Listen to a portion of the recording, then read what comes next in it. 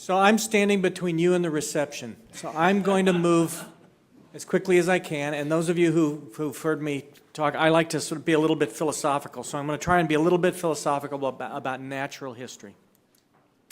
Same disclosures. So what's the natural history of thoracic aortic aneurysms? It's quite simple.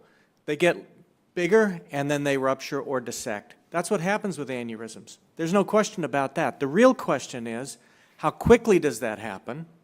And competing risks, does something else happen before that happens? And for that matter, how do you define an aneurysm? And you've seen over the course of the afternoon some different definitions of when do we use the word aneurysm? When is it dilatation? When is it aneurysm? So it's a simple question, but actually it's a very difficult question. Prophylactic operations. When do we do prophylactic operations? When the risk of the disease is greater than the risk of surgery. Now it gets interesting. Balancing the when will it occur versus the operation. What's natural history really mean, and can we actually look at the natural history anymore of thoracic aortic aneurysmal disease? I would say we can't anymore. The natural history of the disease is the timeline of comorbid condition from onset to resolution if not treated or manipulated in any way. And this is critically important because so many endpoints in so many studies include aortic surgery as a quote-unquote aortic event. Aortic surgery is not an aortic event. It's a surgeon event that happens to the patient. The best natural history study we have still is a study from 1964 by John Joyce, who was then at the Mayo Clinic. That was the advent of thoracic aortic surgery, and he perceptibly recognized that because it was possible to treat the disease, knowledge of the natural history was more than just an academic exercise. Now, this is the series of patients that he looked at. You'll see the distribution of types of aneurysms. Notice that 73% probably had atherosclerotic aneurysms, but there was a smattering of other kinds of aneurysms there as well, including saccular aneurysms. In this series, and this relates to a comment that I made earlier today, of the 59 deaths in this series, 32% of them were due to the aortic condition. The rest of the deaths were due to something other than the thoracic aortic aneurysm.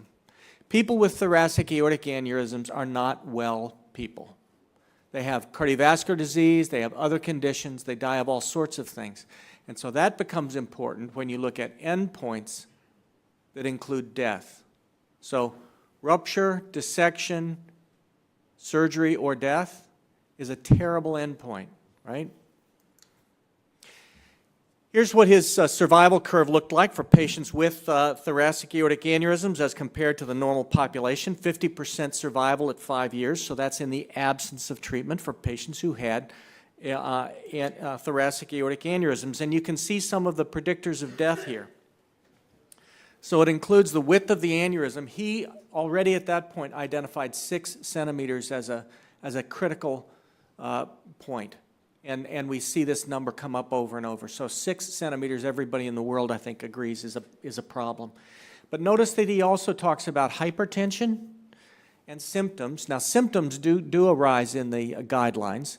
So in the guidelines for intervention, we talk about diameter and whether someone's symptomatic or asymptomatic. But we don't spend any time in the guidelines talking about hypertension. We don't spend time talking about cigarette smoking, any of the other factors. Now, it's true that aortic diameter correlates with dissection risk. This is a graph that everyone's quite familiar with from Yale. It's only about 250 patients, and it's quite a variety of different locations of the aneurysms. But once again, it comes up with that 6 centimeter mark, and we accept it, and I see no reason to argue with that. I think that's accurate. It's also worth making the point that we are, all of us, deeply indebted to John Eleftheriades and the work that he and the group there has done at Yale to try and look at natural history.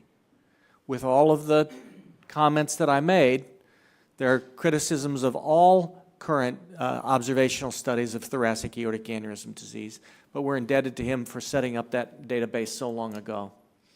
Now, we've seen this before today. The challenge is that aortic dissections can happen at diameters less, and so the question was raised, should we intervene at smaller diameters than this?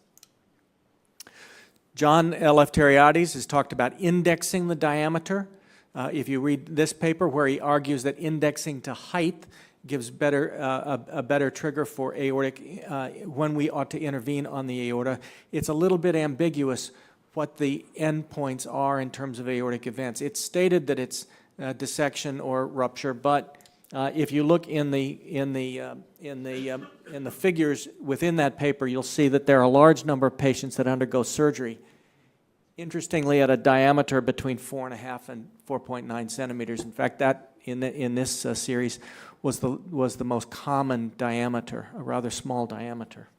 So you can appreciate that changing the threshold for surgical intervention, which is an event that occurs in our brains, not in the patient's chest, can impact the endpoint when we talk about natural history. This is also from that paper, aortic events, significant. Look at this. Rupture, dissection, and death. This demonstrates to you the problem with using death as part of your endpoint. So aortas as small as 3.5 to 3.9, an annual incidence of 2.2%. Those are not ruptures and dissections. People with aortas between 3.5 and 3.9%, 2% of them annually are not having ruptures and dissections. We all know that. They're dying of other things. This is just a graph, once again, of the hinge point, again arguing that there may well be two inflection points in there somewhere between 5 and 6 centimeters. Now, we looked at aortic, at moderately dilated aortas using the Mass General, I almost said Mayo Clinic, the Mass General database for the moderately dilated aorta. And what I wanted to show was that we once again confirmed, just as you'd expect, a relationship between aortic diameter and probability of rupture. Look at the difference in the numbers on the curve if you include event or surgery. That's the bias that you impose when you include surgical intervention.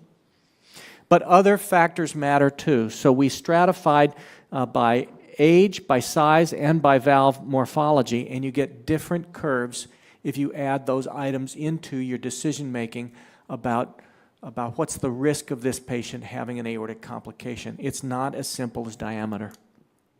This is what it looks like, for example, for age. Very different curves. Now this is risk of rupture or dissection. So that 40-year-old, yes, they have a very low risk of the operation. They also have a very low risk of a complication associated with their aorta. So again, prophylactic operations are indicated when the risk of the surgery is less than the risk of the disease. Other factors, bicuspid aortic valve, Marfan syndrome. Again, we'll move quickly. You're familiar with this, but I'm just trying to make the point that other factors roll in besides just diameter. And bicuspid aortic valve is not Marfan syndrome. I'll just leave it at that. Here's another one. So this was presented by one of our residents at Thoracic Aortic Center rounds last Thursday. Use of fluoroquinones, right? So that impacts your risk of rupture or dissection. All kinds of other parameters besides diameter impact your risk. This is a terrific study by Dr. Guo, open access JAMA, where they did a meta-analysis, a beautiful meta-analysis looking at the outcomes of individuals with thoracic aortic conditions. So one of their tables, growth rate, notice that there's that the average growth rate, which is well less than a centimeter a year, but that line is impacted by outlier, which is the Davies series. Same with aortic dissection, rupture, and death. Again, look at a couple of really dramatic outliers which impact that estimated risk of aortic rupture and death. It includes death. One outlier is the Davies series, way far out from others, and the other, of course, is John Joyce's study. It's not a surprise that there's significant deaths in that series, right? And aortic surgery, again, you can look at the spread of the likelihood of aortic surgery versus diameter, again with one outlier, and that's that Yale study by Davies. So their conclusion was that meta-regression showed no significant relationship between mean initial aneurysm size and incidence of elective aortic surgery when you take the whole group together. Incidence of dissection or rupture, so think about that just a minute. No significant relationship between mean initial aneurysm size and incidence of rupture, and incidence of all-cause mortality. So I'm going to close up this is a cartoon from the New Yorker, a popular magazine in the United States. And this is the story about the policeman who runs across a drunk who's dropped his keys trying to get them in the car. He finds the drunk down the street looking under the street light for his keys. And he asks him, why are you looking down here instead of up there where you dropped the keys? And the drunk says, because the light's better here. And so the question really is, are we focused on diameter because the light's better here? Are we focused on diameter because diameter is easy to measure? But there's so much else that gives into this. So what's the natural history of an aneurysm? Sooner or later, aneurysms will rupture. The questions are how soon. Very often patients die of other causes before their aneurysm ruptures. And what's an aneurysm? That's another endless debate when we call it dilatation and when we call it an aneurysm. But I would admonish you that when you use the term aneurysm with your patients, you've just told them that they have a time bomb in their chest. And it's very hard to unring the bell. Thanks.